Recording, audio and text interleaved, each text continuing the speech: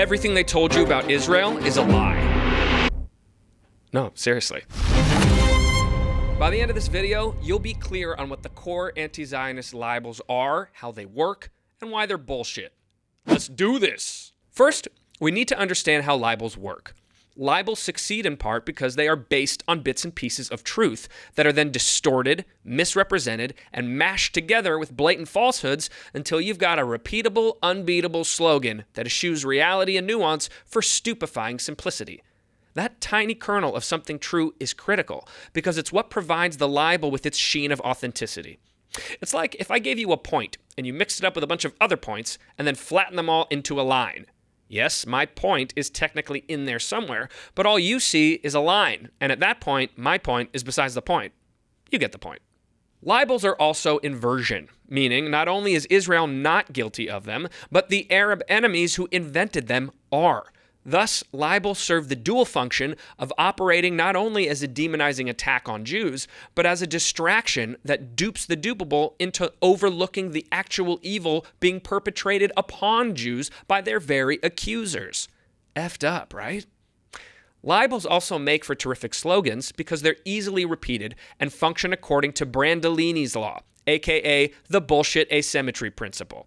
Simply put, it's much easier to say something misleading, lazy, or wrong than it is to carefully dismantle it with facts, context, and precision.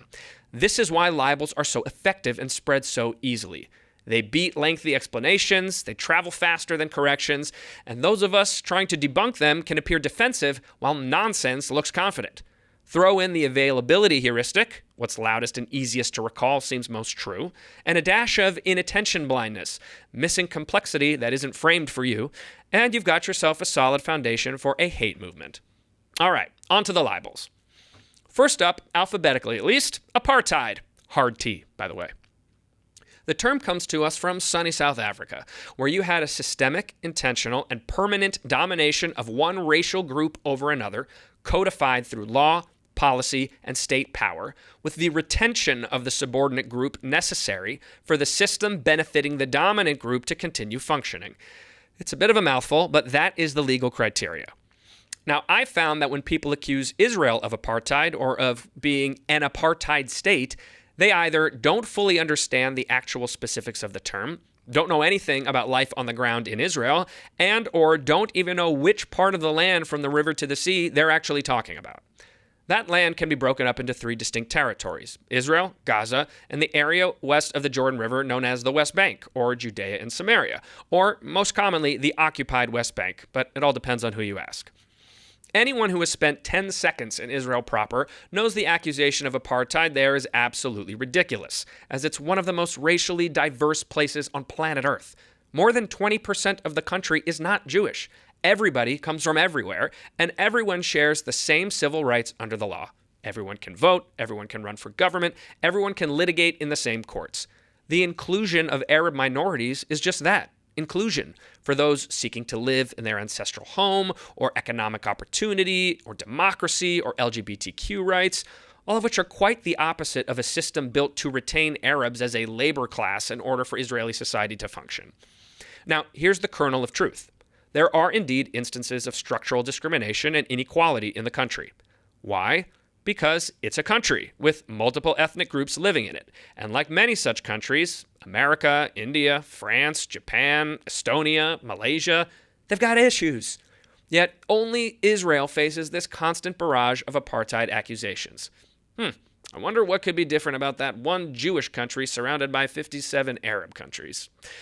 Which brings us to the inversion. It is the Arab countries all across the Middle East and North Africa who have most closely resembled apartheid, although to be fair, they haven't technically checked the box either. But what they have done is suppress and segregate Jews as dhimmis for centuries and ethnically cleansed nearly 1 million Jews out of their centuries-old communities through legal and economic strangulation, seizing of assets, denationalization, and good old-fashioned violence, reducing the Jewish presence in the area by 99%. But you don't hear them talk about that on TikTok, do ya? Gaza doesn't even resemble apartheid, as before the war there wasn't a single Jew to be found in the territory at all since Israel unilaterally disengaged in 2005. Hard to argue you have two sets of laws for two peoples when there's only one group of people even allowed inside. You could talk about blockades, you can talk about airspace, you could talk about whatever you want, but you can't talk about apartheid because it flat out doesn't apply. As for the West Bank, that's a whole different can of worms. The Oslo Accords split the territory into 3 administrative zones that were meant to be temporary and technically still are, but here we are 30 years later. Area A, which is administered and secured by the Palestinian Authority, includes the major cities like Ramallah and Nablus, where most Palestinians live. Area B, which is administered by the PA and secured by Israel, contains the smaller cities and villages where the next big chunk of Palestinians live. Area C is where Israel has full civil and military control, and where most Israeli settlers live alongside less than 5% of the Palestinian population. It is in Area C where Israelis live under Israeli civil law and Palestinians live under Israeli military law. This is the part that most closely resembles one of the elements of apartheid. 2 laws for 2 people. But again, and this is precisely how libels work, it is distinctly not apartheid according to the very clear legal parameters of the term. The Israeli forces are not the state government because the West Bank is not part of the state of Israel. The dual legal systems are not due to racial differences or a desire to retain Palestinians as a permanent labor force, but because Israeli settlers are civilians of the occupying power and Palestinians are not. As with Gaza, there are plenty of issues we could talk about with this setup, but apartheid isn't one of them. And because we're constantly blasted with the vilifying shortcut libel, we never get to talk meaningfully about what's actually happening. Instead, we're just trapped in the "it is, no it isn't" binary that entrenches opposition, demonizes Israel exclusively, gets everybody nowhere fast. Next libel up, white European colonizer. 3 bad words in a row. This one's by far the easiest to debunk because it's so ludicrously untrue. Let's start with white. First of all, Jews aren't white. We're not technically a race at all, as we precede and exceed this Western social construct. Moreover, the majority of Israel's population doesn't even present as white. These are people from Ethiopia, Morocco, Yemen, Algeria, Asia, South America, all over the globe. Anyone who has spent 5 minutes on the Tel Aviv Tayelet knows this very well. As we just established, modern-day Israelis came from all over, not just from Europe, and there have been Jews living in the land continuously for centuries well before it became a state. And of course, Jews are not from Europe. Jews are from Judea, which is modern-day Israel. You cannot colonize a place you are from. There is no other land to which Jews as a collective are connected. Every Muslim site in the land is literally built on top of a Jewish one. A state founded by an indigenous people who either already lived there or were returning from exile, without a mother empire, mostly fleeing as refugees for survival, does not meet the definition of settler colonialism by any stretch of the imagination. Arabs, on the other hand, are from Arabia, which, I don't need to tell you, is not in Israel. There's a reason there are 57 Muslim-majority countries across Asia, the Middle East, and North Africa. That's some damn effective colonizing. And there's a second layer of inversion here, because this particular libel allows white Westerners to scratch the itch of their massive white guilt, taking out their own shame on those pesky Jews thousands of miles away. These lost leftists have been tricked into believing that they are personally responsible for the American colonialism of ages past, for slavery, for things not even their great-great-great-grandparents were even alive for. Even white-presenting Jews, whose families came here as destitute Yiddish-speaking immigrants 100 years ago, feel they're responsible for stuff that happened in a country their families weren't even living in. This is why the progressive response to white guilt is never more than performative, because it's not a genuine, internally motivated guilt. It is an external guilt thrust upon them, meant to satisfy somebody else's gaze. So even if they want to do the right thing in the eyes of their peers, unconsciously, there's only so far they're willing to go. This is how you end up with millions of hypocrites who call Israelis white European colonizers who should return stolen land, while they are in fact the white European colonizers who live on stolen land.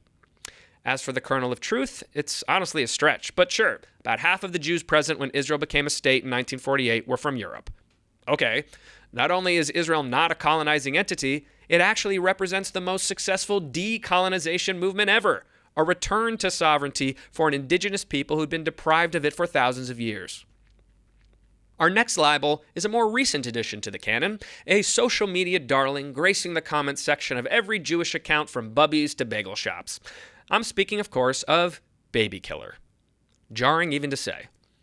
This time, I want to start with the kernel of truth because this one is critical to acknowledge. As is tragically the case with every single army in human history, some soldiers lose their way in the fog of war, and whether out of vengeance or immaturity or exhaustion or hunger for power or darkness, atrocities are committed. I am sure there has been more than one innocent child killed by a rogue Israeli soldier during this war. I don't know how many or under what circumstance, but I am sure, as I would be in any war, that the number is more than zero. And anyone who commits such an unforgivable crime should be punished on earth and in heaven. There has been no way to forensically verify any of the accusations that have come out of Gaza, but probability alone leads me to believe that at least one of them is true. Maybe it's 10, maybe it's 20, maybe it's 50. And if you want to talk about those incidents, fine, let's talk about them. But to categorize as baby killers the entire 400,000 person IDF, or the entire population of Israel, or any Israel-supporting random Jew anywhere on earth is a purposefully disingenuous punch below the belt meant solely to demonize and ostracize Jews. I'm going to describe two cultures side by side. You tell me what you think is more likely to be baby killers. One teaches their youth that the greatest aim in life is to die in the killing of their enemies. The other teaches that the goal of life is to make the world a better place. One encourages their youth to blow themselves up in order to murder innocent people. The other is willing to release literally thousands of enemy prisoners to save a single life. One withholds aid from its own people so it can sell it to them for a profit. The other has likely facilitated the transfer of more aid to an enemy population during active combat than any army in modern history. One hides its weapons in children's bedrooms, hospitals, and kindergartens. The other coordinates access to hundreds of thousands of polio vaccines for the very children they're accused of targeting. One army exists for the sole purpose of killing their enemies. The other, 75% of which are reservists in their 30s and 40s who left their regular-ass jobs and spouses and children for this, exists solely for the purpose of defending their own people. But let's not beat around the bush. If we're talking killing kids as a matter of policy, one side actually does that. Hamas wages war by hiding themselves and hostages and weapons among and directly underneath civilian populations. The entire aim of Hamas military strategy is for their own civilians to be killed. They attack Israel, draw their fire, hide, force civilians to remain in place, and wait for them to die. They have 500 miles of underground shelter, enough to safeguard every child in Gaza and then some, except they don't because they don't want to. They want the kids to die. Why? So Israel will look bad and people will call them baby killers. And on October 7th, Hamas butchered every single baby they came across, in their cribs, in their mother's arms, in their mother's bellies, in cold blood.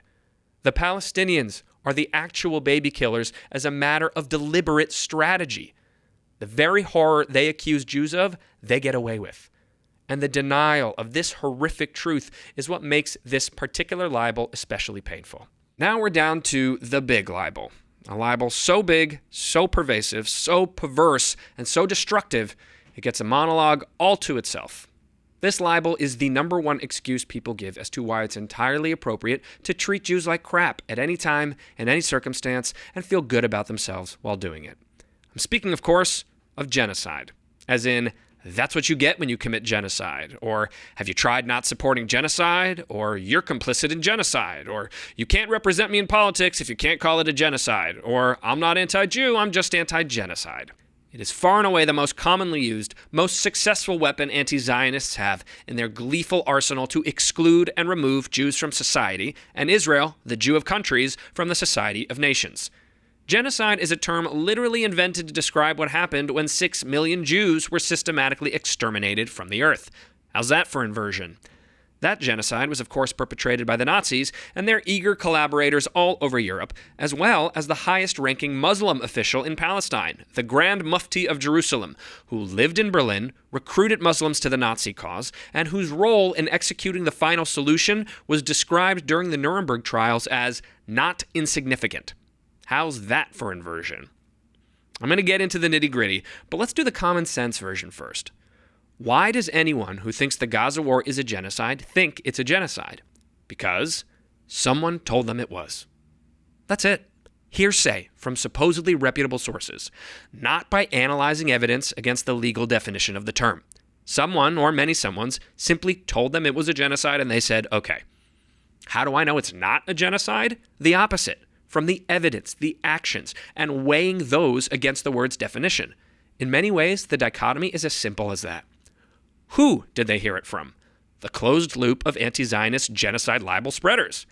Anti-Israel faux progressive social media accounts, podcasters, legacy news media, cable news pundits, pro-terrorist Arab media, UN officials, academics, human rights organizations, tokenized anti-Zionist Jews, and Hollywood celebrities.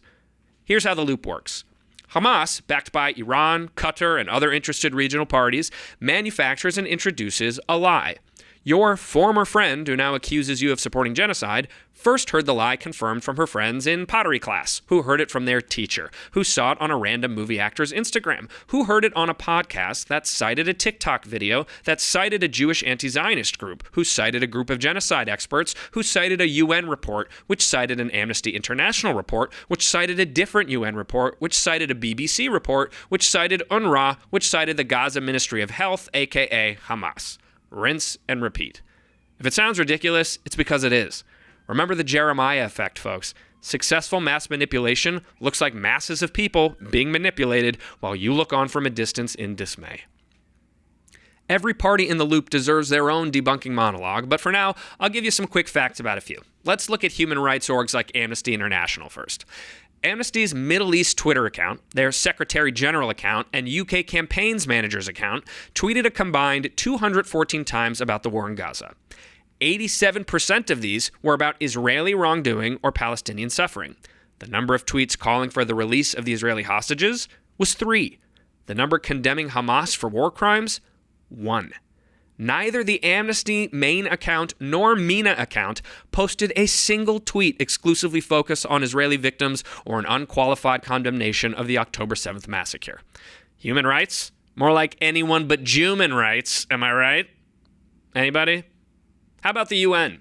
The organization whose Undersecretary General for Humanitarian Affairs said Hamas is not a terrorist group, whose General Assembly levied 17 resolutions against Israel in 2024 and only 7 against every other country in the world combined.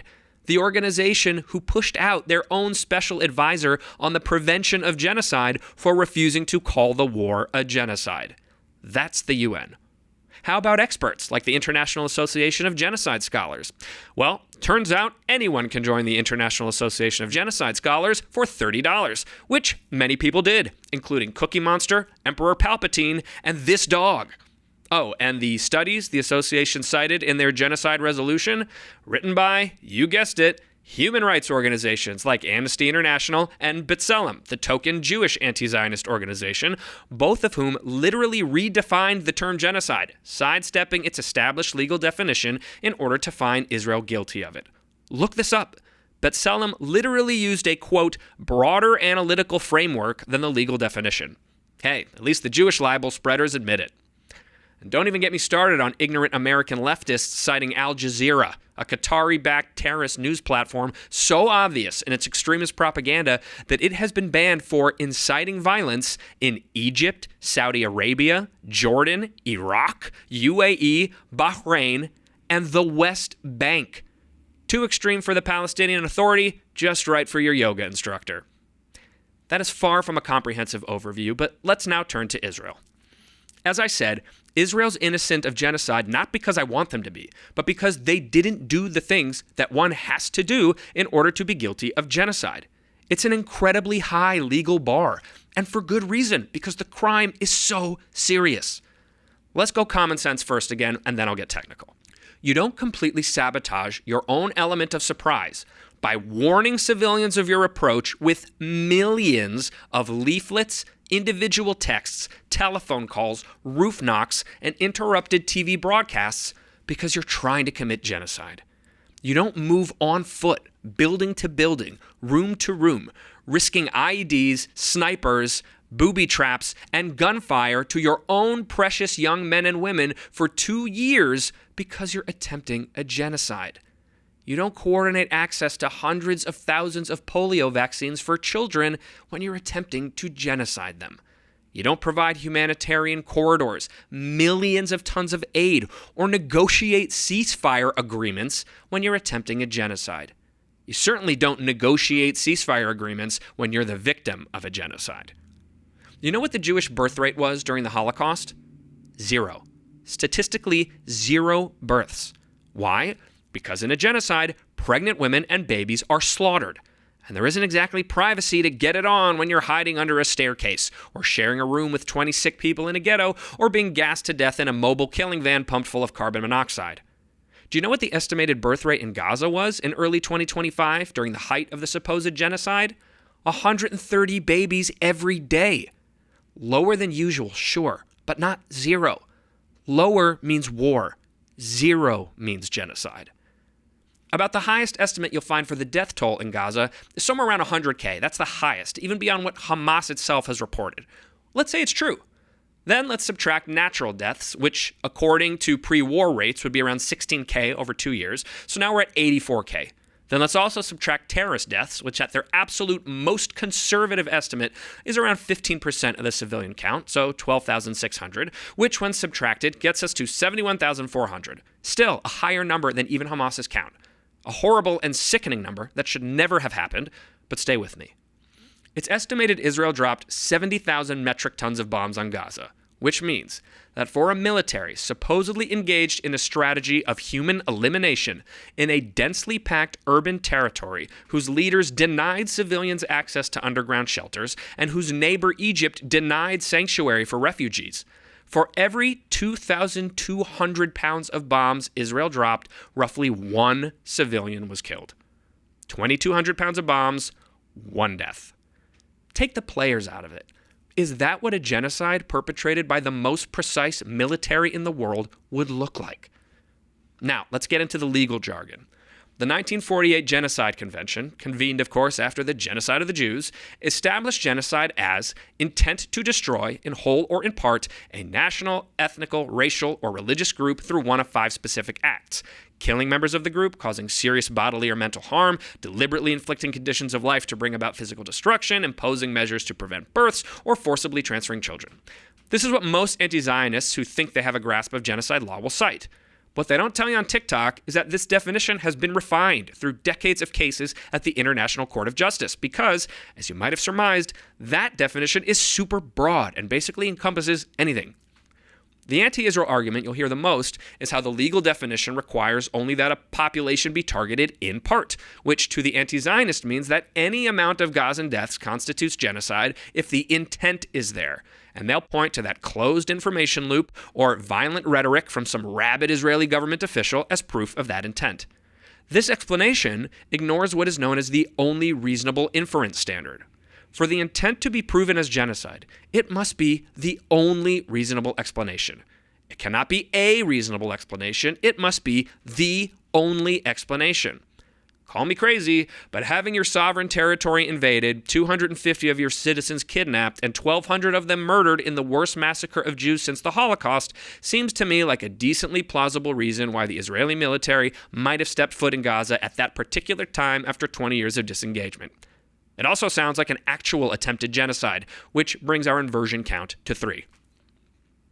The second important idea to grasp is that it's not enough to target just a part of the group. It must be a substantial part. Again, that makes sense. During the Holocaust, 40% of all Jews on earth were annihilated.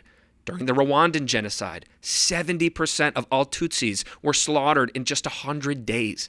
During the Armenian genocide, roughly 55% of all Armenians were murdered.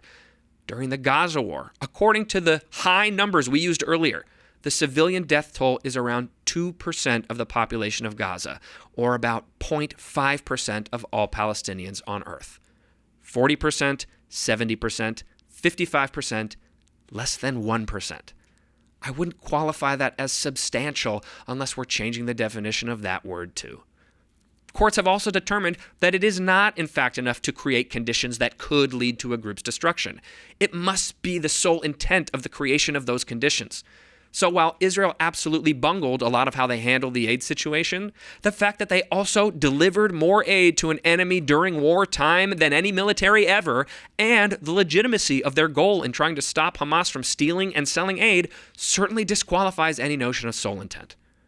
The specific way in which the word genocide is weaponized against Jews also reveals its true motive: to punish and other Jews for the crime of being Jews.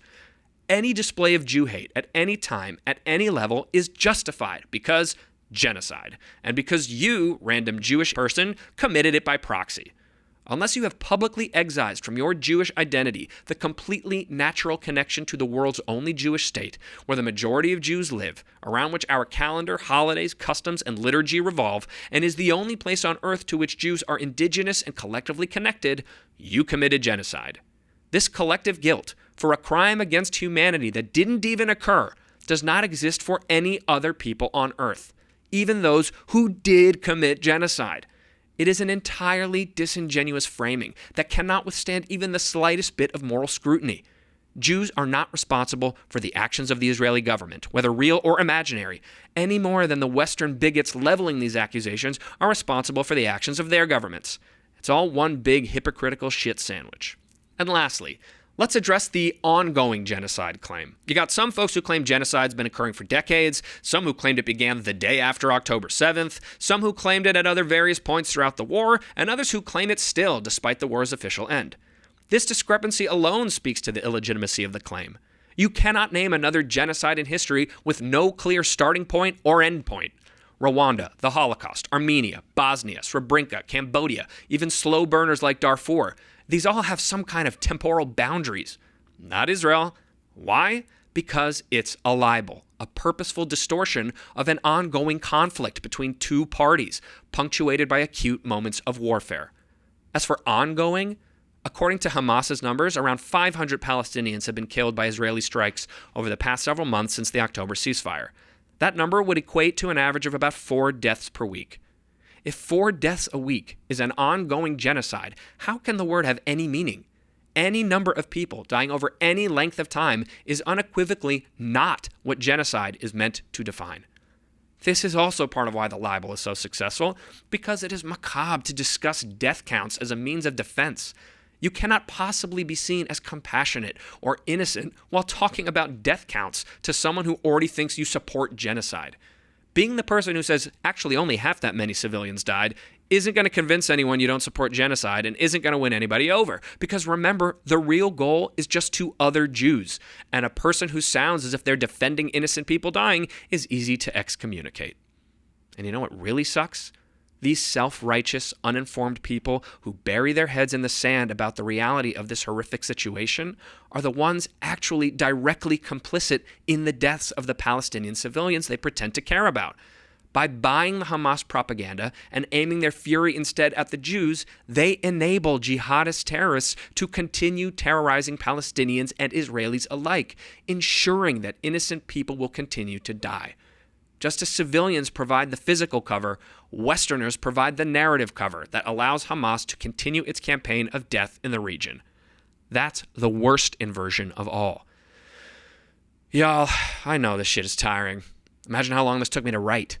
That's the bullshit asymmetry principle. They toss out a single word, I have to write 3,000 just to disprove it. Do I think any of the people who most need to hear this will? No. Do I think it would make a difference if they did? Probably not.